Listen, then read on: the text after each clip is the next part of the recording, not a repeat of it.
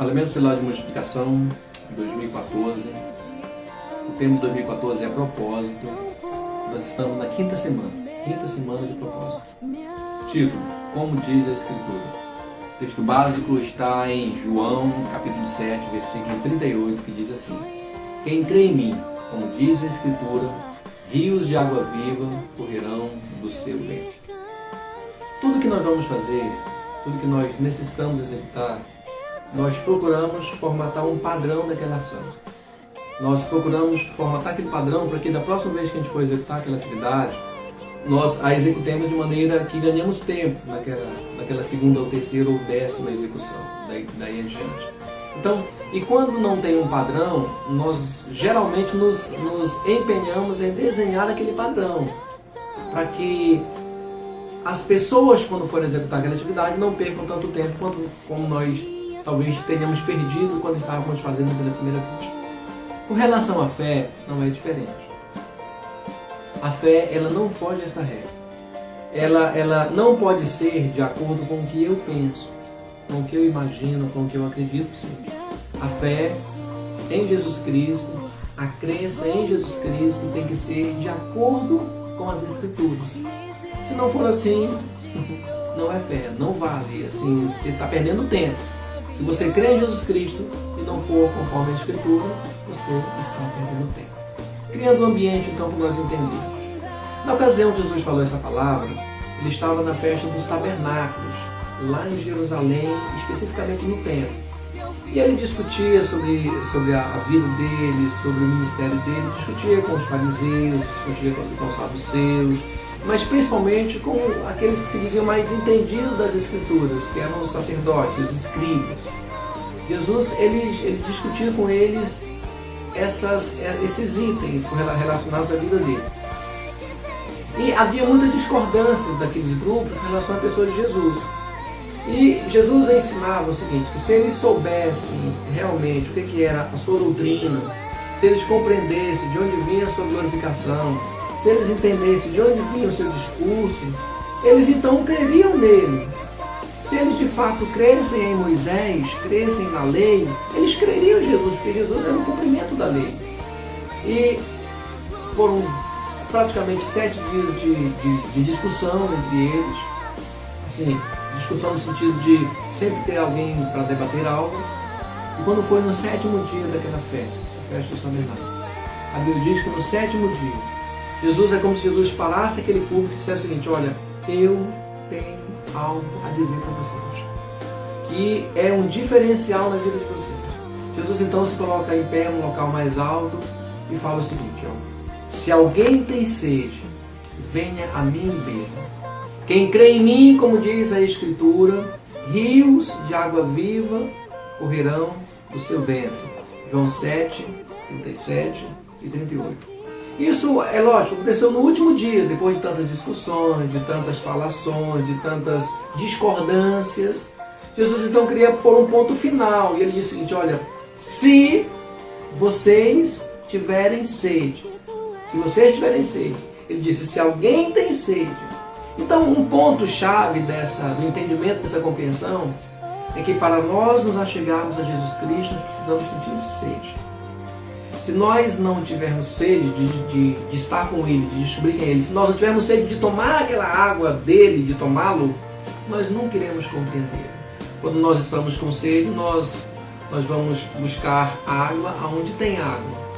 Se a nossa sede for espiritual, nós precisamos saber que a nossa sede espiritual só será saciada em Jesus Cristo.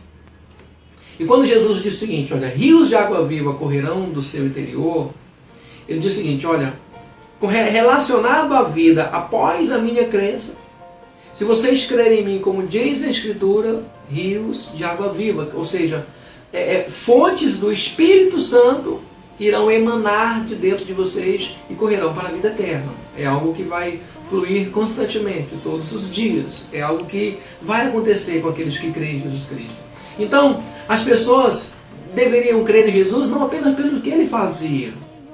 As pessoas deveriam crer em Jesus não pelos cegos que tiveram suas visões abertas, pelos aleijados que foram curados, pelos paralíticos e muitos deles que foram curados. Não por isso. Mas porque a Escritura dizia a respeito dele. A Escritura mencionava. E quando Jesus falava da Escritura naquele tempo, Jesus dizia sobre 3 livros que eles deveriam, e na verdade eles conheciam.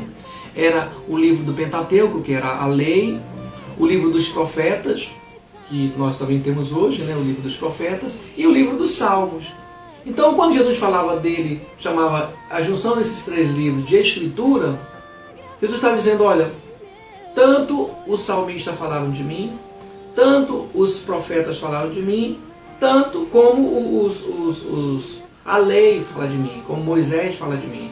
Então, assim, era algo verídico que, se eles tivessem examinado, eles iriam compreender que a junção desses três escritos, todos eles falavam de Jesus Cristo. Nas entrelinhas, ou às vezes até fora das entrelinhas, mas de forma verídica, de forma real, elas falavam de Jesus Cristo. E eles deveriam crer em Jesus conforme esses escritos, conforme esses manuscritos, conforme esses escritos que tinham na época. E para nós hoje não é diferente. O que ocorreu é que a nossa escritura de hoje era um pouco mais ampliada. Além das escrituras daquela época, nós temos também o Novo Testamento. Tá certo? Então, aquele que crer nele, como diz, aí eu posso ser bem claro, bem simples. Como diz a Bíblia, do seu interior fluirão rios de água viva. Ou seja, crer nele, não de acordo com o que eu penso, não de acordo com o que eu quero, mas de acordo com o que a Escritura diz. Como você tem crido em Jesus Cristo? Tá certo? Qual é a forma da sua crença nele? Você tem crido que ele está no céu, ou que ele está no madeiro, que ele está crucificado? Como você tem manifestado a sua fé nele? A sua fé nele é naquele quadro que você às vezes carrega em casa, naquele crucifixo que você carrega? Como tem sido a sua crença nele? Você tem visto nos filmes, nas encenações, nas paixões de Cristo, tá certo? Aquele personagem loiro, bonito, né?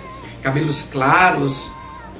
Assim, qual é o Cristo que você tem crido? Como você crê nele? Assim, você crê nele de acordo com o que dizem as diversas religiões? Com o que cada uma delas menciona? Como você crê nele? Qual é o seu balizador de fé em Jesus? Você crê nele pelos seus feitos ou você crê nele pelo que ele é, conforme a Escritura diz? Para nós sintetizarmos assim e termos um ponto de compreensão dessa palavra, eu queria só que nós entendêssemos algumas verdades que vão suscitar, que vão levantar a nossa fé. Primeiro, o Jesus, o Cristo, o qual nós deveríamos crer nele. Nós deveremos crer nele, o qual os judeus deveriam crer nele. Ele seria chamado de Emanuel. Emanuel significa Deus conosco. Então, ele deveria ser, diga-se aos judeus naquela época, o Emanuel. Nós hoje o vemos como Emanuel, ou precisamos tê-lo como Emanuel, como Deus conosco. Tá certo? Ele é Deus conosco. Então, como é bom poder acordar ao lado dele toda manhã, porque ele é Deus conosco, e dizer assim, bom dia, Senhor. Como é bom passar o dia com ele, como é bom poder chegar ao final do dia e dizer assim, algo maravilhoso com ele, como é bom poder usufruir da presença cotidiana em nossa vida dele todos os dias, como é bom nós podermos vivenciar isso todos os dias. Jesus, ele veio trazer ao mundo a presença de Deus que a religião tinha tirado. Os escribas, que eram os conhecedores da lei, e os sacerdotes, que eram os divulgadores da lei, eles tinham se esquecido de quem era Deus. E a palavra dizia, olha, quando o anjo se encontrou com Maria, ele disse, olha, o nome dele será Emanuel, que significa Deus conosco. Deus conosco. O Jesus, hoje, ele é para mim e para você, Deus conosco. Deus presente. Isso quer dizer que Deus, entenda, Deus está ao nosso lado, todos os dias, em todos os momentos, quando nós temos a Jesus Cristo como nosso Senhor e Salvador. Segundo, a Escritura registrada por Isaías dá uma visão assim, de um nome muito forte para Jesus Cristo, assim, um nome que exemplifica e que demonstra a sua atuação, aquele nome prático, assim, aquele nome que o identifica. E Isaías, lá no capítulo 9, versículo 6, dizia o seguinte, ó: porque um menino nos nasceu, um filho se nos deu, e o principado, ou seja, o governo está sobre os seus ombros, e o seu nome se chamará Maravilhoso, Conselheiro, Deus Forte, Pai da Eternidade e Príncipe da Paz. Com esses 5 nomes, Isaías então falava, olha, a atuação ministerial dele vai ser dessa forma. A Escritura diz que ele é maravilhoso. Jesus é maravilhoso. E ele não é maravilhoso, assim, o Jesus, ele não é maravilhoso apenas porque nós o chamamos de maravilhoso. Não é um apelido dele. É uma essência mais real da atuação, da personalidade dele. Ele é maravilhoso. O termo maravilha para você significa o quê? O termo maravilhoso para você significa o quê? Qual a importância do termo maravilhoso? Quais são as características para você de alguém que tem essa qualidade? Assim, como que você falaria de alguém que para você é maravilhoso? Certo? Como que você... Em que momento, assim, em que situação você acha que uma pessoa maravilhosa pode se demonstrar, pode se amostrar para você? Jesus, ele é maravilhoso para mim, ele é maravilhoso para você. A Escritura registra que ele seria conselheiro. Ó, essa Escritura foi mencionada antes de Jesus nascer. Jesus nasceu. Como conselheiro, você tem buscado conselhos em Jesus? Eu posso afirmar que todas as vezes que eu procurei Jesus para ter conselho deles, os conselhos dele para a minha vida foram os mais sábios que eu já pude receber de alguém. Todos eles foram conselhos certeiros, conselhos verdadeiros, conselhos que me conduziram a uma proximidade com Deus e um distanciamento do mal. Jesus para você é conselheiro? Você tem colocado primazia nos conselhos que ele tem dado a você? Você tem priorizado seguir aqueles conselhos? A Bíblia diz também que ele é Deus forte. Se ele é Deus forte, o Jesus Deus forte, o que é? Se ele é Deus forte, então ele pode vencer qualquer situação, qualquer circunstância. Quando ele diz assim que para Deus nada é impossível, ou seja, Deus nele é o Deus do possível. É o Deus de todas as coisas, todas as situações. Então, não há por que você querer se apegar em outro Deus, em outra situação, em outra circunstância momentânea e passageira, esquecendo-se que você tem um Deus que é forte. Jesus é um Deus forte. E a atuação dele, a ação dele na sua vida, precisa ser também poderosa. Ele não é um Deus para estar pregado, gravado numa escritura, num quadro, não. Ele é o Deus forte, ele é alguém presente.